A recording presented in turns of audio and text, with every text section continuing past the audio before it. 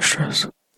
Due to the causes of stress such as mental health issues or a consistent strain on an individual's heart, there are a number of stress management techniques in order to prevent stress levels having a significant impact on someone's life.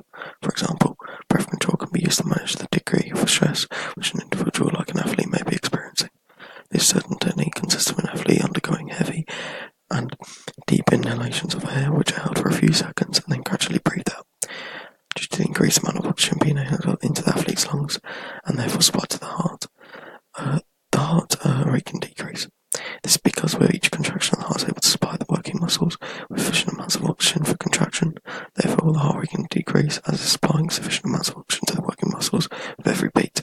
Also, the fact that the athlete is able to is forced to focus on their attention on heavy breaths rather than the perhaps stressful situation that they are in or about to encounter. Therefore, they become more relaxed, and their stress has been controlled to an extent. The second stress management technique is called meditation. Meditation allows an athlete the opportunity to decrease the degree of effect that stress has on their performance, to in turn prevent perhaps a drop in form. This technique often involves long durations of relaxed sessions where the athlete can achieve a better feeling of a relaxed state to ensure greater control over aspects like an increased heart rate during a stressful scenario, like hours before an important match. Finally, another management technique which an athlete can use in order to control the stress levels is referred to as biofeedback. Biofeedback involves electrical sensors being connected to the athlete in order to give information. This information records data about sensors being connected to the athlete in order to give information.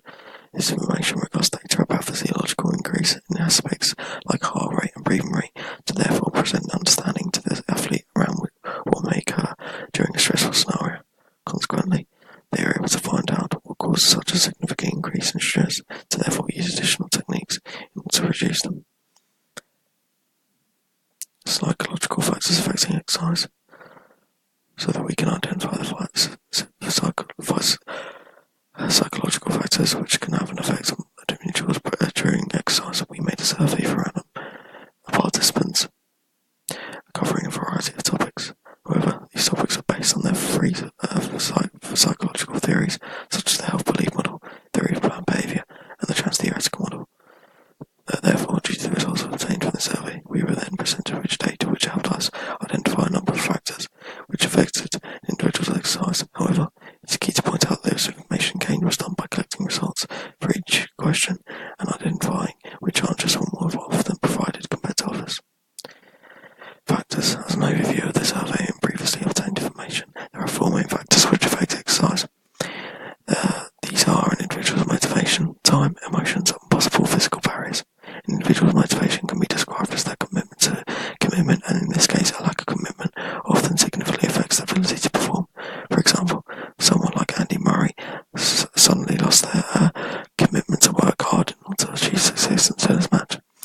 Not all of the effort would be directed towards winning, and therefore may lead to them affecting their performance, whereas the time that an individual has in their life can also often be a significant factor to participating in and or performing well in exercise. For example, if someone simply has a too busy lifestyle or has the perception that they can't make time in their life, then often when exercise can be arranged, full attention is not always given, or perhaps the activity could be rushed and therefore also cause them not to perform to their best ability. Additionally, a person's emotions, which may have caused due to a previous event during exercise, can also affect an athlete's ability to perform. For instance, a player like Aaron Ramsey once suffered a significant injury during a match against Stoke FC where his leg was broken. As a result, Ramsey had to undergo a long period of recovery. Therefore, perhaps in the future Ramsey developed the emotion of fear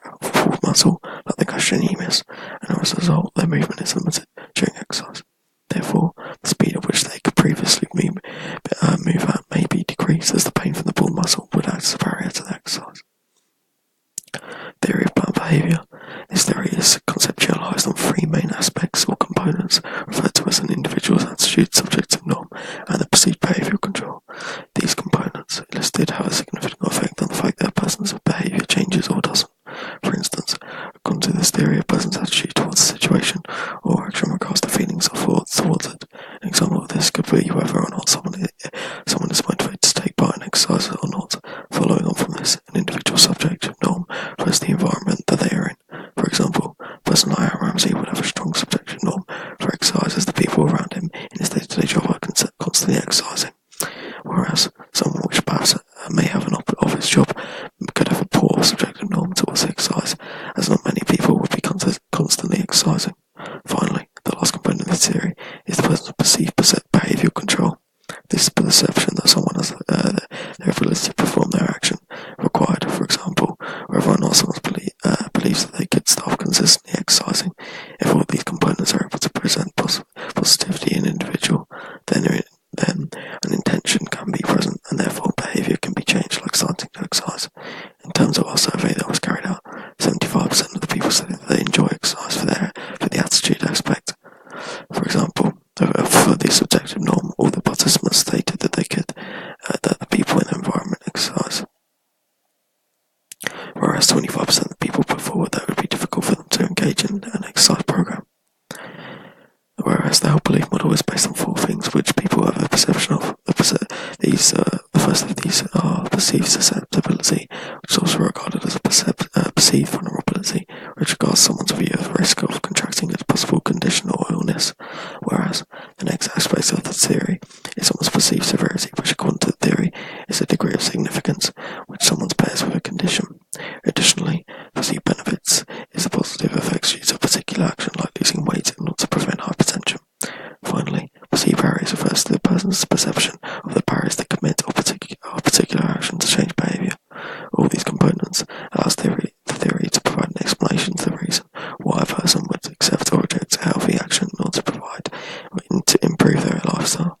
For example, during our survey regarding the health belief model, it was identified that when asked if a doctor gave them advice on changing their lifestyle in order to prevent contracting a possibly serious condition, 100% said that they would take this on. Additionally, when asked if they would be severely affected by finding out that they had diabetes, it was worked out that 75% would be severely affected. Finally, this theory states that in order for a person's behaviours to change, they have to go through a number of stages. These stages at which someone is at can constantly change depending on their lifestyle or particular situation. For example, the first stage of this theory is the pre-contemplation stage, where an individual will be currently thinking about eventually changing their behaviour. This is then followed on by contemplation stage, where thoughts occur about recognising the change there is required, although nothing may be carried out. The preparation stage of being ready to change with small steps within a period of perhaps a month is then followed by the action stage. This regards the individual actively taking measures to change their lifestyle. However, maintenance requires encouragement from people to their environment to avoid relapse.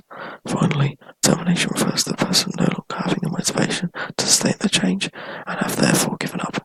This is then backed up by the fact that during this transit theoretical section of our survey, we identified that 75% would act on what they stated they would do during the contemplation period. Following from this, 75% of individuals answering the survey stated that they would be able to sustain their exercise for